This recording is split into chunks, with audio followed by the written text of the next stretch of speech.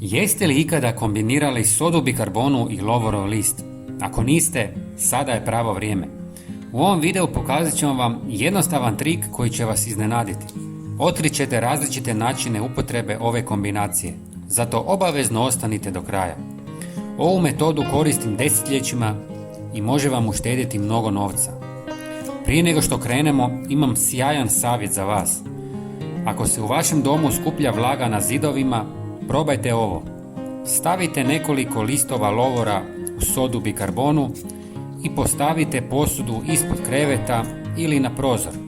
Soda bikarbona opija vlagu i neugodne mirise, dok lovor svojim antibakterijskim i antifugalnim svojstvima sprječava razvoj plijesni i gljivica.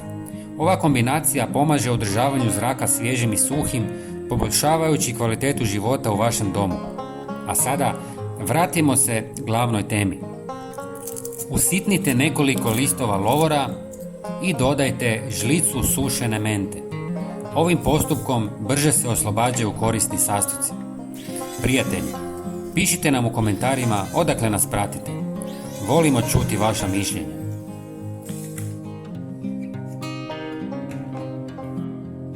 Zatim dodajte ovu mješavinu u 300 ml vruće vode i ostavite da se ohladi. Nakon što se tekućina ohladila, procijedite je kroz gazu kako biste dobili čistu otopinu. Sada dodajte žlicu sode bikarbone i dobit ćete moćan pripravak za dvije fantastične namjene. Prvo, ova mješavina djeluje kao repelent protiv komaraca, mrava, žohara i čak miševa i štakora.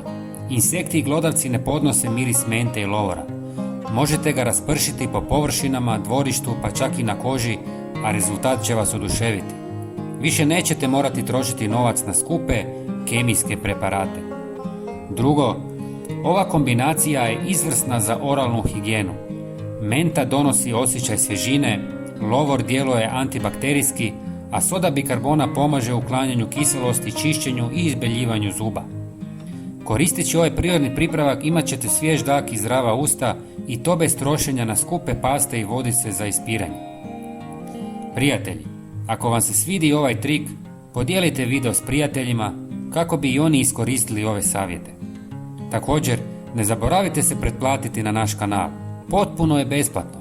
Hvala vam na podršci i vidimo se u sljedećem videu.